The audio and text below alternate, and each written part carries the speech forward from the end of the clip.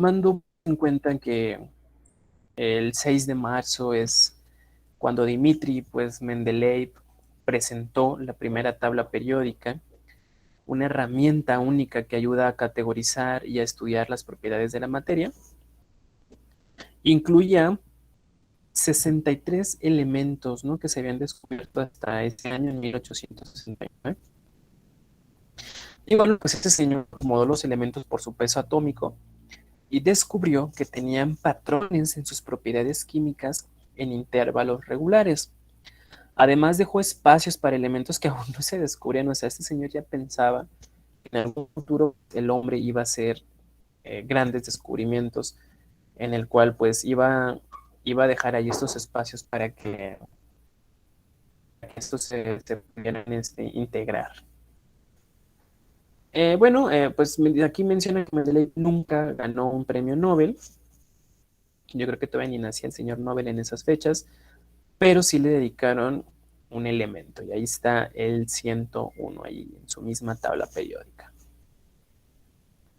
Bueno, hay una breve historia acerca de las tablas periódicas. Y bueno, recuerdan todo que inicia con símbolos, ¿no? En aquel momento de la alquimia. El siglo XIX pues se caracterizó también por un gran aumento en el desarrollo científico. Hacia el año de 1830 se habían identificado aproximadamente 55 elementos y se intentaban diferentes maneras. Los científicos de la época realizaron contribuciones al respecto, ¿no? Hay un gran aporte por muchas personas. Tenemos al francés Antoine Lavoisier en 1790, en el siglo XVIII. Él integró una lista de 23 elementos conocidos y sustituyó el sistema antiguo de nombres químicos por una nomenclatura parecida a la actual. Después, bueno, viene Jeremías Richer, que realizó el primer intento de un sistema periódico al descubrir que las masas atómicas y las cantidades en que se combinan tienen una relación constante. Para eso que el nombre de tabla periódica, pues refiere, ¿no?, que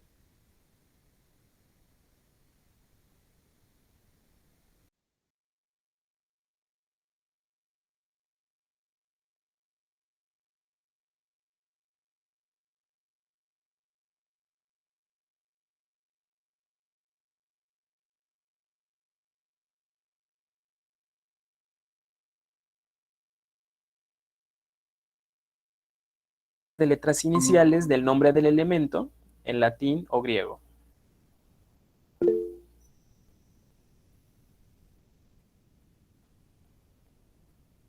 Entonces, además, dividió a los elementos pues en dos grandes grupos, metales y no metales. ¿No me escuchan?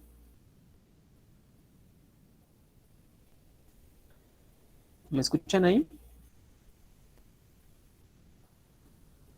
Hola, Sí, hola. Ok, perfecto. Sí, yo creo que es el internet. Hay una mala señal del internet. Pero avísenme, si vuelven a dejarme de escuchar, me avisan, por favor. Gracias. Bueno, entonces, él, pues de manera universal, pues dijo que hay que tener unos conocimientos para que ustedes van a China, en Egipto, en Ecuador y en Alaska, pues fue unos símbolos, ¿no? Además, pues él tuvo la iniciativa de dividir por sus características a los elementos en dos grandes grupos, ¿no? Los metales y los no metales.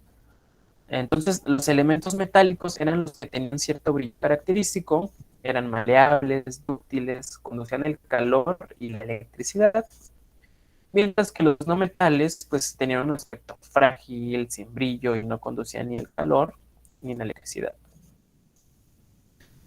Ya posteriormente, pues el señor Wolfgang, en el año de 1829, pues clasificó a los elementos en triadas, que son grupos de tres.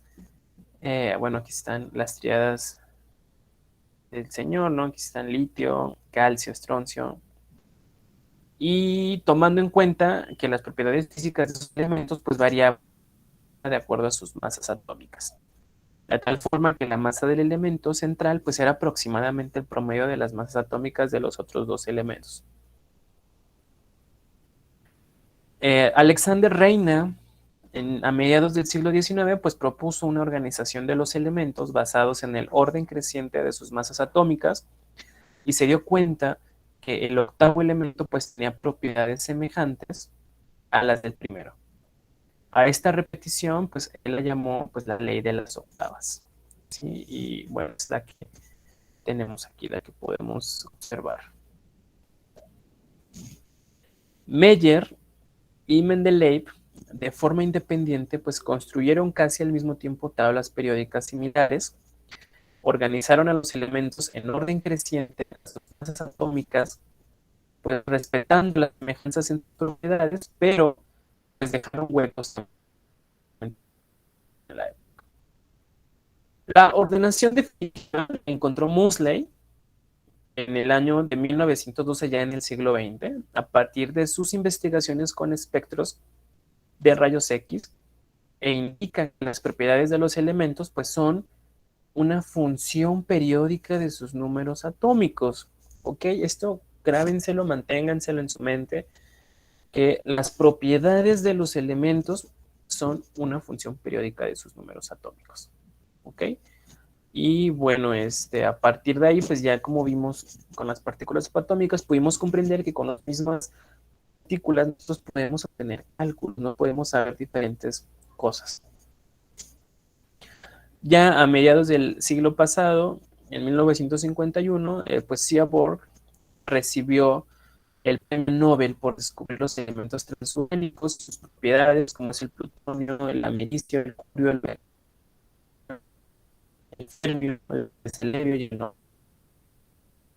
Su logro más importante pues, consistió en reestructurar la tabla periódica, actinio, urano y actinio. En la actualidad, pues están clasificados 118 elementos, 89 de los cuales existen en la naturaleza, mientras que el resto ha sido creado artificialmente por el hombre. La clasificación actual recibe el nombre de tabla periódica larga, y en esta tabla pues podemos encontrar columnas verticales, que son estas que se van a denominar grupos, y renglones horizontales que se van a llamar periodos. Y a los grupos se les van a asignar números del 1 al 18, en tanto a los periodos pues se van a identificar con números del 1 al 7. Y aquí están. En algunas tablas periódicas incluyen el periodo del 1 al 7 y el grupo del 1 al 18. Bueno, pues a los grupos tradicionalmente se les conoce también como familias debido a la similitud en las propiedades químicas que presentan los elementos que integran cada grupo. Si ustedes pueden observar la tabla periódica, pues se darán cuenta que está formada por los 18 grupos que acabo de señalar. Cuando se logra ordenar los elementos basándose en su número atómico, se observa que los elementos ubicados en la misma columna, es decir, en la línea vertical, presentan propiedades químicas y físicas similares. Para esto, pues, bueno, el hecho de conocer pues, la tabla periódica pues, nos ayuda a predecir las propiedades de los elementos y sus compuestos, así como pues, los electrones de valencia, los compuestos que forman, propiedades de esos compuestos, el etcétera. Entonces, esto ayudó a que algunos grupos de elementos pues, reciban nombres en específico, ¿no? Por ejemplo, tenemos el grupo 1, que es el grupo de los metales alcalinos, ¿no? Desde el grupo 2 tenemos a los metales alcalinos R. En el grupo 13, por ejemplo, tenemos a la familia del boro. ¿Está? En el 14 a la familia del carbono, a la familia del nitrógeno, las del oxígeno. A los 17 tenemos a los halógenos y en el 18 tenemos a los gases, ¿no?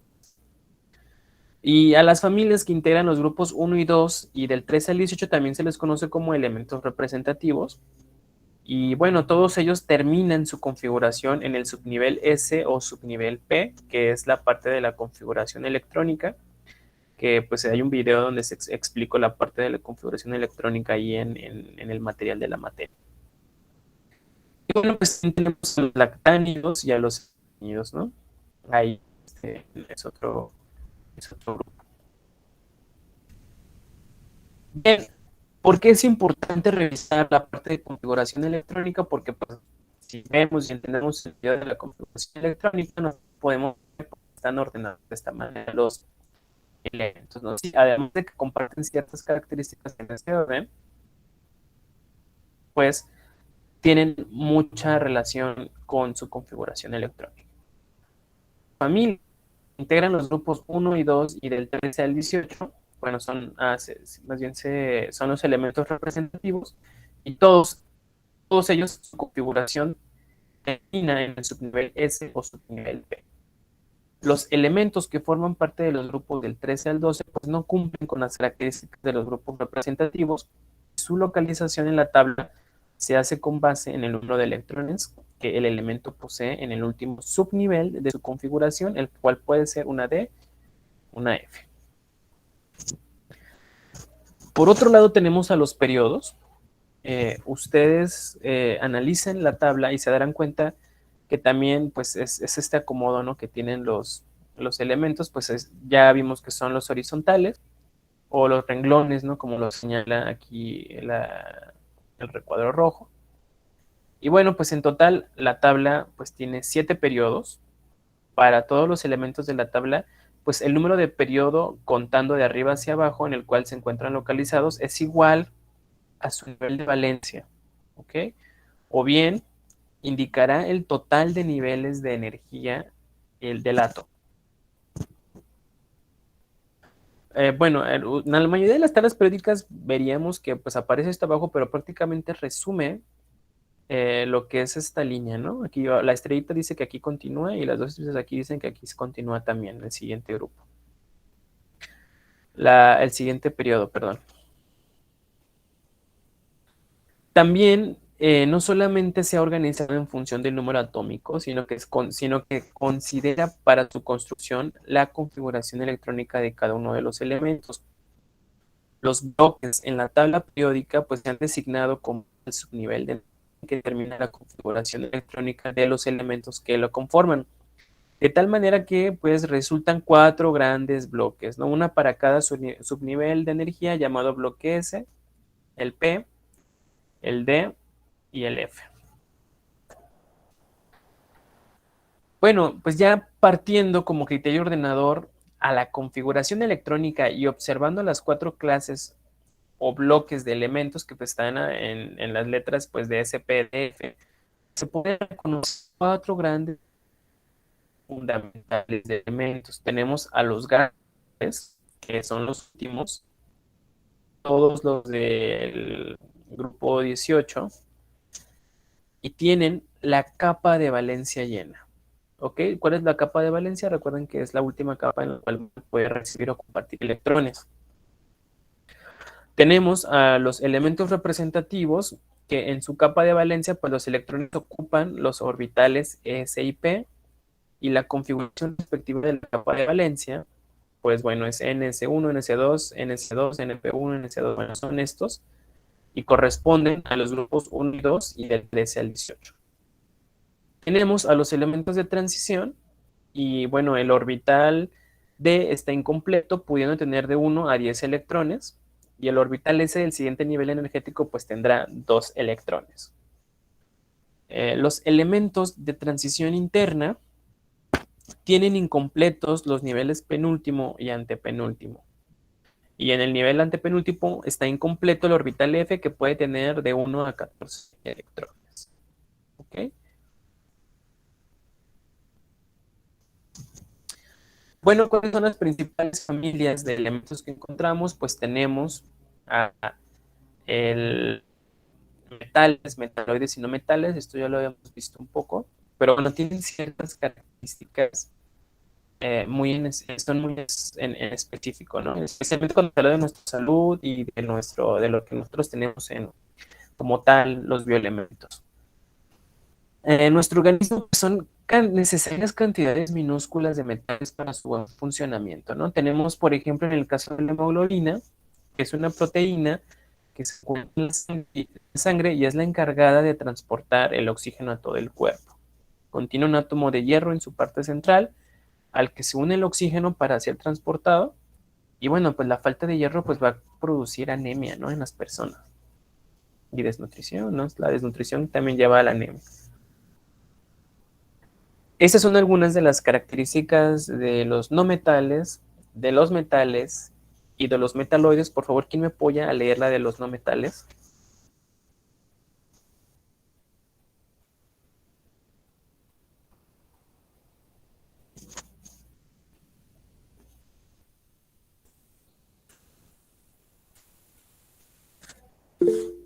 Adelante.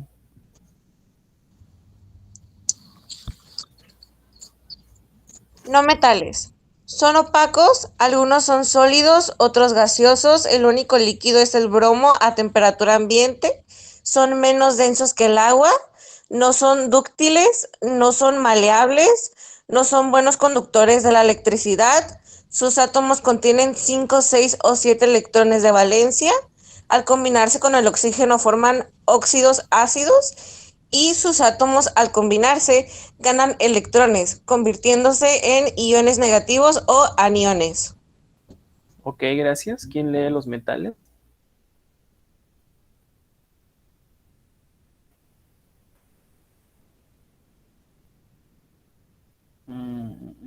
Jesús Márquez.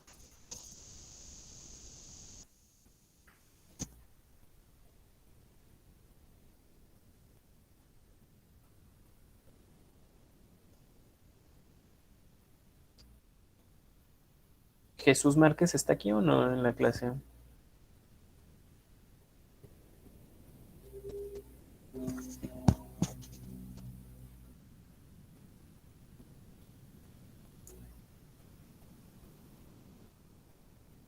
Alexandra, ¿tú leíste ahorita?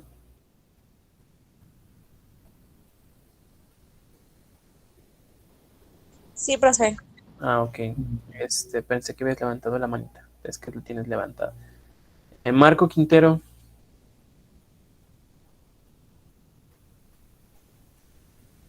Aquí estoy. Ujú. ¿Dónde leo? En los metales. Lo- Presenta, presenta brillo metálico. Son sólidos, temperatura ambiente menos el mercurio, que es líquido. Espérame, profe.